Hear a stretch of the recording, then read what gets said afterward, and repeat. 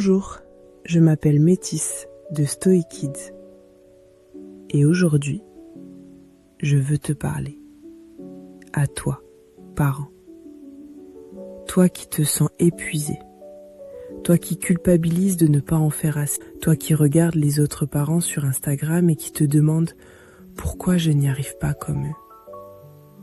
Toi qui te couches le soir en te disant j'aurais dû être plus patient, j'aurais dû jouer plus longtemps, j'aurais dû.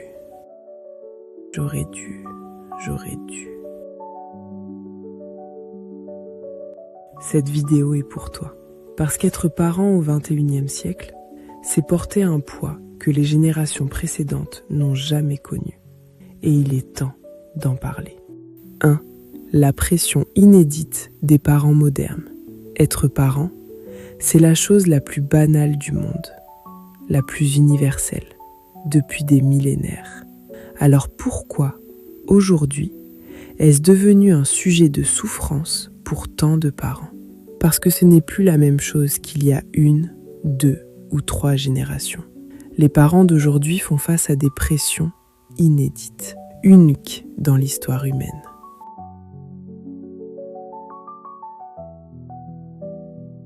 Première pression, l'évolution des rôles de genre.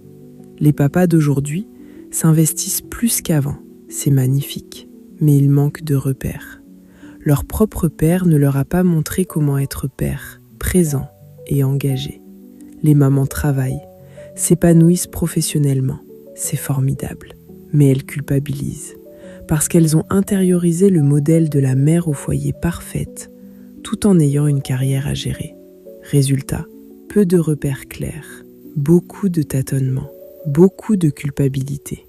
Deuxième pression, la montée des valeurs individualistes.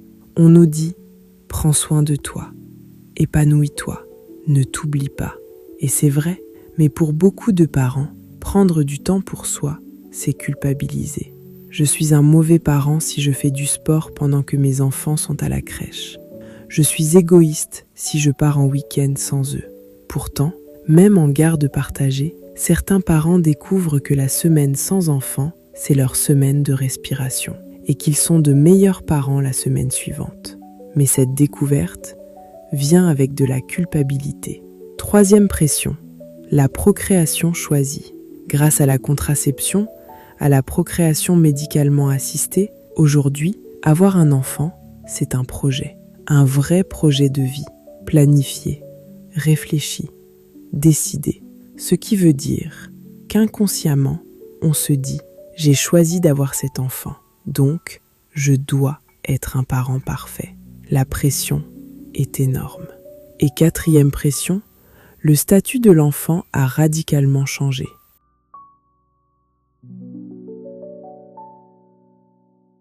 Aujourd'hui, on ne veut plus seulement que notre enfant survive, on veut qu'il s'épanouisse, qu'il soit heureux, qu'il développe son potentiel, qu'il soit bon à l'école, qu'il ait des amis, qu'il fasse du sport, de la musique, qu'il soit créatif, équilibré, confiant. On veut optimiser tous les domaines de sa vie et cette responsabilité écrase certains parents. Bienvenue au burn-out parental. Partie 2. Le burn-out parental, quand tu n'en peux plus.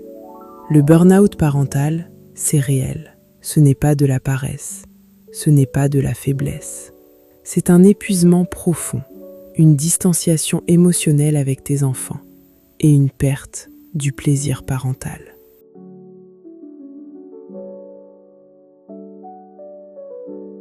Tu te reconnais? Comment on arrive là?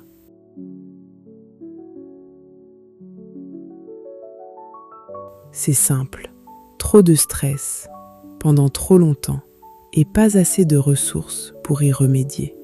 Le stress parental vient de plusieurs sources.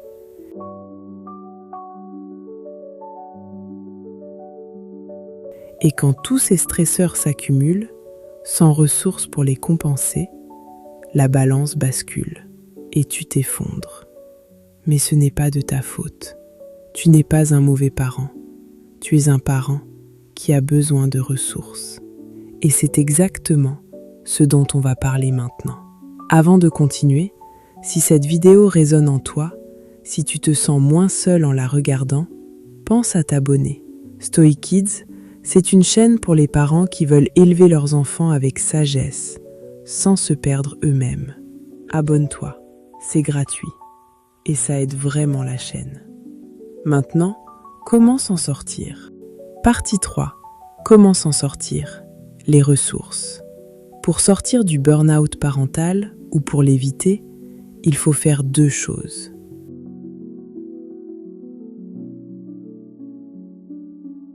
Commençons par limiter le stress.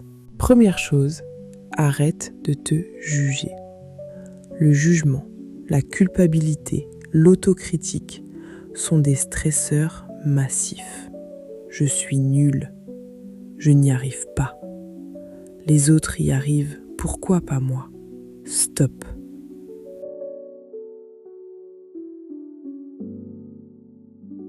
Marc Aurèle, empereur de Rome et père de 14 enfants, disait « Sois tolérant avec les autres et strict avec toi-même ».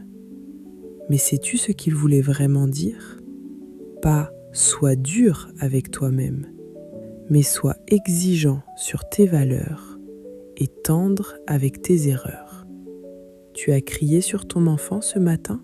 Tu es humain.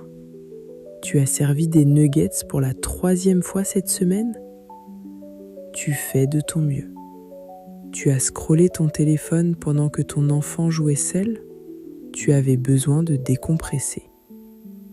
Arrête de te juger, vraiment. 2e chose, attention à la pression des réseaux sociaux.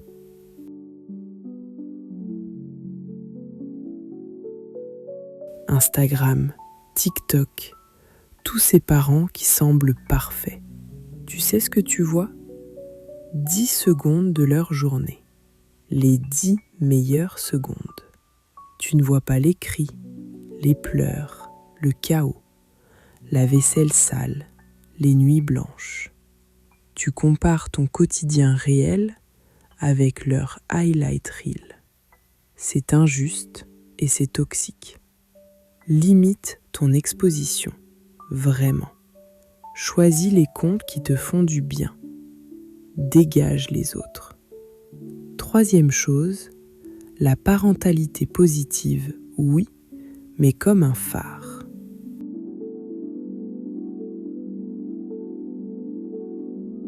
La parentalité positive, c'est magnifique, vraiment. Mais ce n'est pas une règle absolue. C'est une direction. Un phare te montre où aller, mais tu ne navigues pas en ligne droite vers le phare. Tu navigues avec les vagues, le vent, les courants. Parfois, tu dévies, et c'est normal. La parentalité positive te dit « Évite de crier ». Parfait. Mais si tu cries une fois, tu n'as pas tout gâché. Tu reviens vers le phare, c'est tout.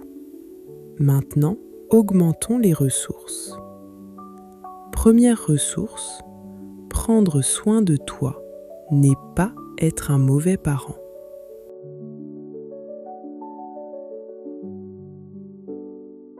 Lis ça encore une fois.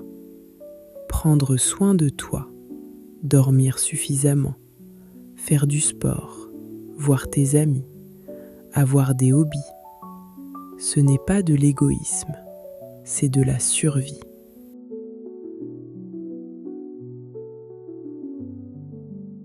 Sénèque, philosophe stoïcien et père, enseignait « Il faut mêler la solitude et la vie sociale. Même en tant que parent, tu as besoin de moments seuls, de moments pour te ressourcer. Et devine quoi? Quand tu prends soin de toi, tu es un meilleur parent parce que tu as de l'énergie, de la patience, de la présence. 2e ressource, demande de l'aide. Vraiment. Arrête de penser que tu dois tout faire seul. Les villages d'autrefois, les grands-parents, les voisins, la communauté n'existent plus pour beaucoup d'entre nous. Alors crée ton village. Groupe de parents, baby-sitter, famille, amis, professionnels si besoin. Demander de l'aide, ce n'est pas échouer, c'est être intelligent. Et troisième ressource, la sagesse millénaire.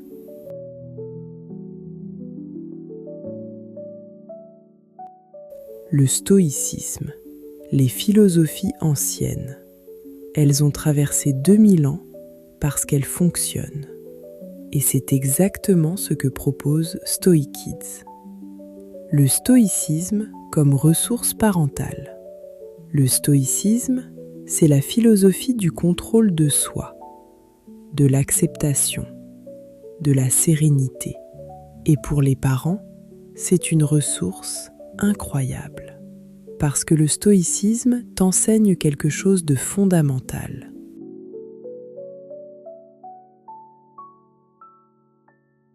Il y a ce qui dépend de nous et ce qui ne dépend pas de nous. Tu ne contrôles pas si ton enfant fait une crise au supermarché, mais tu contrôles comment tu y réponds. Tu ne contrôles pas si ton enfant réussit à l'école, mais tu contrôles le soutien que tu lui offres. Tu ne contrôles pas si ton enfant t'aime en ce moment, mais tu contrôles si tu continues à l'aimer, lui. Cette distinction te libère d'une pression énorme. Le stoïcisme t'apprend aussi la patience.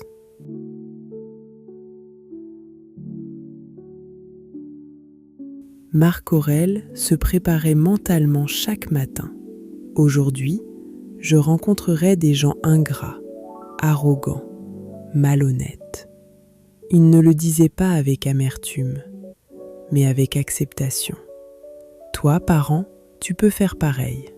Aujourd'hui, mon enfant va probablement crier, refuser de s'habiller, faire une crise pour un jouet.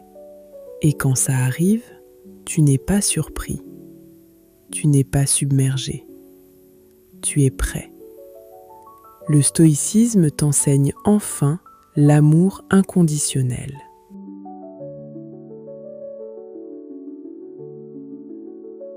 Marc Aurèle disait « Aime les êtres humains, suis la nature ».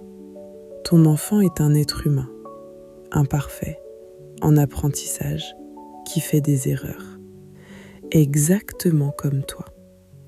L'aimer, ce n'est pas attendre qu'il soit parfait, c'est l'aimer dans son imperfection. Et devine quoi? Toi aussi tu as le droit d'être imparfait et aimer quand même. StoiKids, c'est ça. C'est appliquer la sagesse stoïcienne à la parentalité moderne pour que tu puisses élever tes enfants sans te perdre toi-même. Alors voilà, être parent au XXIe siècle, c'est difficile. Les pressions sont réelles, le burn-out est réel, l'épuisement est réel, mais tu n'es pas seul.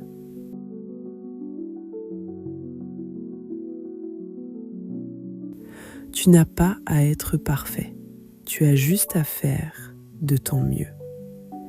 Et ton mieux, ça change chaque jour. Certains jours, ton mieux, c'est cuisiner un repas équilibré et jouer 2 heures avec tes enfants. D'autres jours, ton mieux, c'est survivre. Nuggets au dîner et dessins animés. Et c'est ok. Utilise les ressources millénaires, le stoïcisme, la sagesse des philosophes anciens. Ils étaient parents aussi, ils comprenaient. Prends soin de toi, vraiment.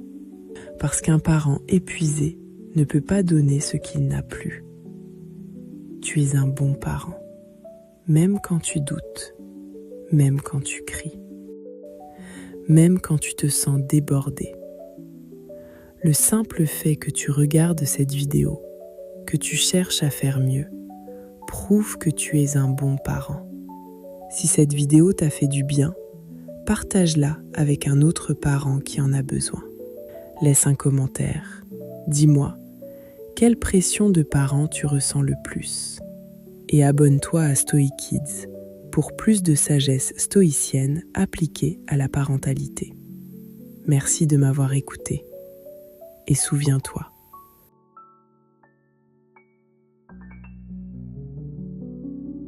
tu fais exactement ce qu'il faut.